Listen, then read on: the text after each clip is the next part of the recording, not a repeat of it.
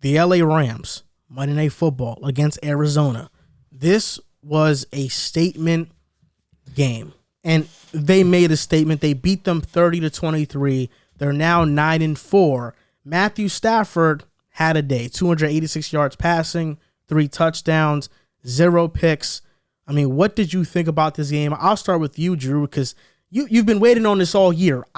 You were getting a bit impatient. I kind of, as I was watching that game, I said to myself, I hope Stafford plays well in prime time, just for Drew, just so you can come on the show and feel like you can win a debate, or you can feel an argument. You can win an argument. He's coming spicy. Because I'm like, damn. I've been right more often than not this season. I don't know what this guy's talking about. That being said, my Rams came to play, and I hate that it had to be at the expense of Kyler Murray because that's my guy also. But that being said, phew, this is as borderline to perfect as you can get for a guy like Matthew Stafford against a team that is this great in the Arizona Cardinals. Only 7 incompletions, 287 yards, 3 touchdowns, a QBR of 86.3, a passer rating of 139.2.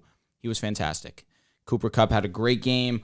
All the Rams really played well. Van Jefferson, that throw that Matthew Stafford gave to Van Jefferson was insane. That throw to Cooper Kupp, running to his right, cross field, throw to Cooper Kupp right in the breadbasket was flawless. Odell had a solid game, but mostly the spotlight needs to be on Matthew Stafford. He played exceptional. He put the Rams in great position to be successful all night. He hit all the throws that he needed to hit. That throw to Cooper Kupp for the touchdown, actually, that might have been the worst throw of the night for him personally. Borderline interception, but even still, got through. It's just he was having one of those type of nights that everything was hitting regardless. He could do no wrong. And to a degree, you're kind of right. We'd seen Matthew Stafford in these primetime games against the Titans, against the 49ers, not be the Matthew Stafford that we're accustomed to seeing, or from what we've been seeing basically all season long for him. He had a bad stretch, but I said it. The game against the Jaguars, they should not have overlooked it. You needed to go into that game wanting to kill the Jaguars. That's what they did. Get a little bit of momentum on their side, start to get a little more feng shui going on in the offense, get more comfortable. Take that confidence, take it over to the next week against a team like Arizona, and really play the way that you've been, or you know how you guys can play as a unit together. This is the most together, most complete that we've seen them play all season, especially without Robert Woods. They'd been missing something once Robert gone out. They answered all the questions since Robert's been gone in this game, especially against arguably the top 3 teams in the NFC. Rams just threw themselves right back in, especially without Jalen Ramsey. This was a huge win for them. Aaron Donald looked absolutely fantastic. 3 sacks.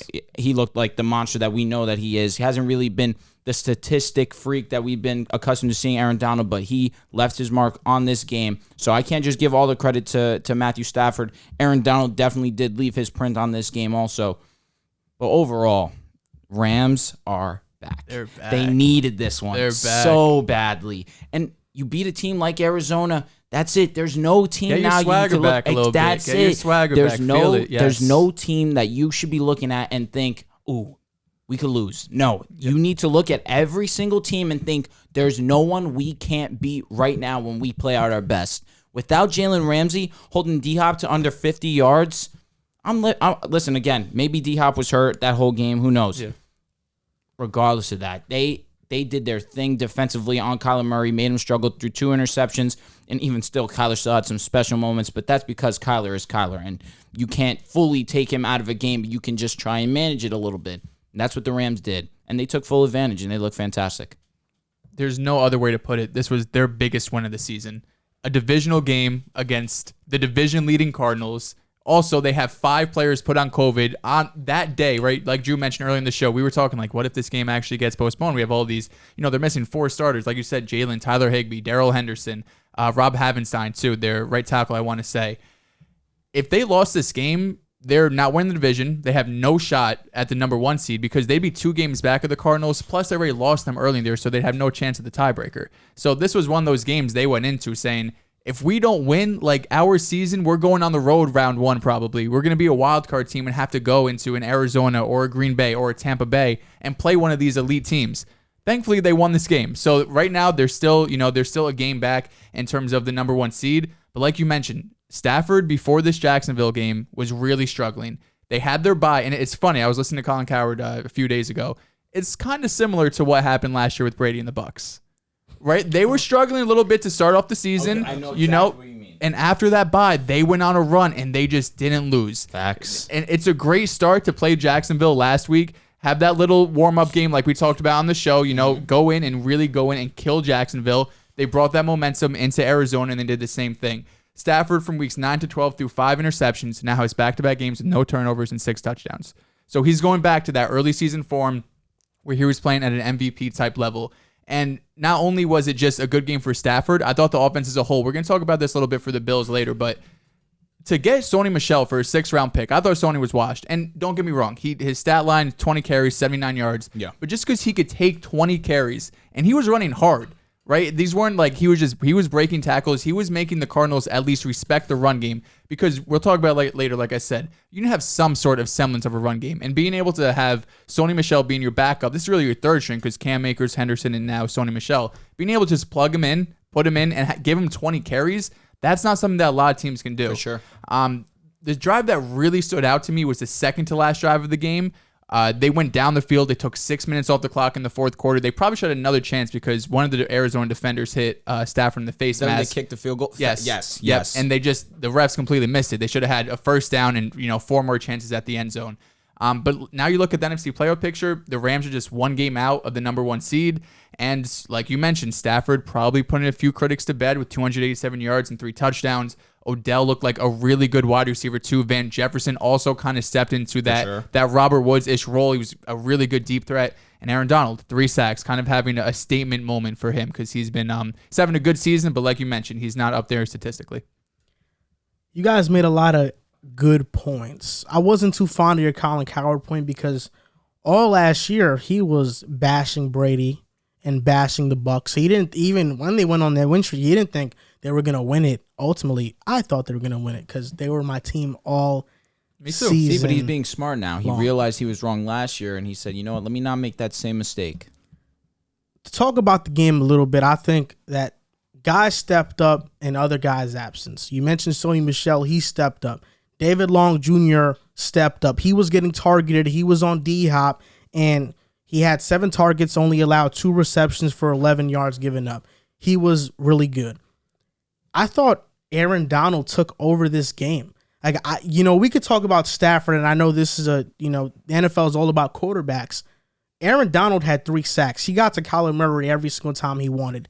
Superstars make superstar plays. For sure. And as I was watching the game, I saw Kyler Murray throw a dot to DeAndre Hopkins, and I was like, wow, it was a much-needed third down. I said, wow, superstars make superstars plays. Then the very next play, Aaron Donald makes a play, and I was like, superstars make superstar plays. I thought the Cardinals lost because they lost a turnover battle. The Rams, For sure. They didn't have a turnover in this game. You look at Kyler, 2 of his turnovers, Ernest Jones and Leonard Floyd. I mean, Leonard Floyd should have never even had the interception. You think that was a great play by Leonard? It was a great play by Leonard, but that's something that happens it rarely happens. I know what you mean. That everything was going the Rams' way. It felt like they had a lot of the momentum, and a lot of guys stepped up. For the Rams, Aaron Donald, David Long Jr., that defensive line stepped up. Their offense stepped up. I mean, Van Jefferson, Odell, and Cooper Kupp all had touchdowns. Odell, I think this was his best game as a Ram, hands down.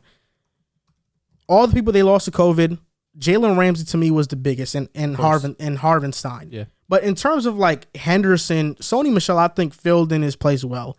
Tyler Higbee, yes. Yeah, for me, he's a whatever guy. I think somebody can fill in his place and do a fine job.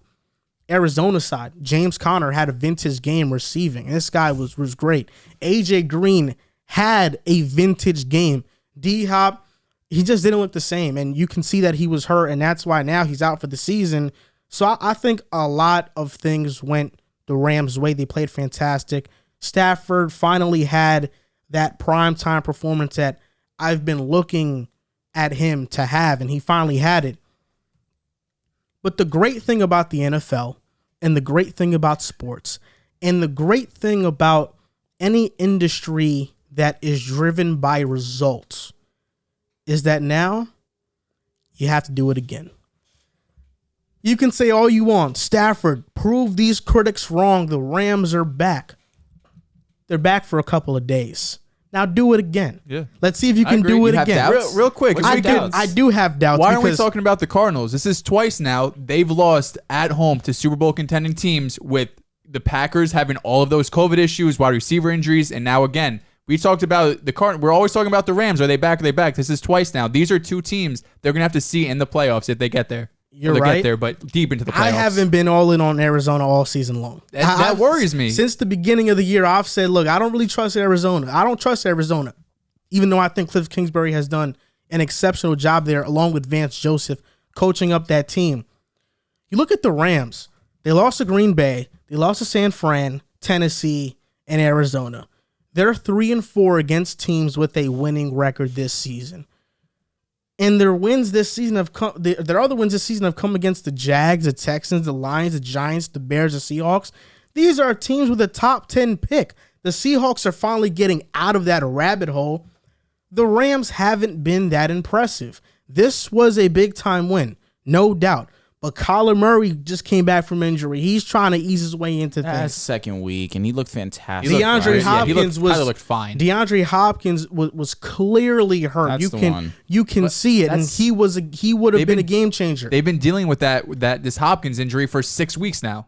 You know, they're used to it. They know the game plan coming in cannot this be is the one thing I will say about Hopkins Arizona. focused. They're young. They are. And that's why I feel like In that some we're not- areas. correct. They have a lot of vets. Their core, correct, but their core is young. And so that's why I feel like head coach is young. Their starting quarterback's young. Running back, James Conner, obviously he's been in the league a few years, and he gives you that James Conner must have hated Pittsburgh because he looked terrible last year. He comes into Arizona and he looks great. His body was failing him to a degree, and again, that The O-line line was was bad. Yeah. This O-line, especially, I wouldn't say especially the run block, but they just a lot better than Pittsburgh, that's for significantly sure. better than them. And James Conner is a good receiving back. Oh, And he's made one back-to-back games with ridiculous catches. Correct. And- One-handed. And I feel like that's why people aren't giving them as much criticism because one, their record is great still. There's 10-4, 10-3. 10-3, I want to say, yeah. And on top of it, they're overachieving for what people had already had imagined them coming into the season. So as is, this has been a success for the Cardinals. So I feel like that's why they're not getting criticism. Coming into the season, you make a move for Matthew Stafford, you're trying to contend for a Super Bowl. Now you got pressure. Now you're going to have people like us talking about you week in, week out, scrutinizing your play. So that's why I can understand why we're looking at the Rams as opposed to the Cardinals, but you're 100% right. Two games that they should have won. Yes. Against the Packers, no excuse. They should have won that game. No wide receivers. Again, I feel like AJ, he needs to get his head out of his ass. He needs to make that play. His controller died. He just didn't make a play on the ball Even at all. still, though, like No, but I'm with you. This week, 59 minutes to win. This week was, I wouldn't say it's a division game, so anything can happen. But with all the adversity that the Rams had to overcome going into this game, I'm sure people looked at it and said, Cardinals got this one locked. And the fact that they didn't come out on top, I'll give it to you, it is surprising. We talk about the biggest storylines. The storyline of this game is the Rams are back. Now we're here going to debating whether or not the Rams are back. If Arizona had won, this topic is are they actually legit? No doubt. But Stafford versus 500 teams this season, he's thrown 1,987 yards, almost 2,000, 16 touchdowns to 7 interceptions, a 99.9 quarterback rating, passer rating, which is basically 100, and he's completing 65% of his passes. It's pretty solid. Now, this year, in total, he has a 108 passer rating. So, yeah, versus these better teams, he does decline a bit. And in the playoffs, right now, he currently has a 2-to-1 interception ratio, at least against 500 teams. In the playoffs, that turnover does matter.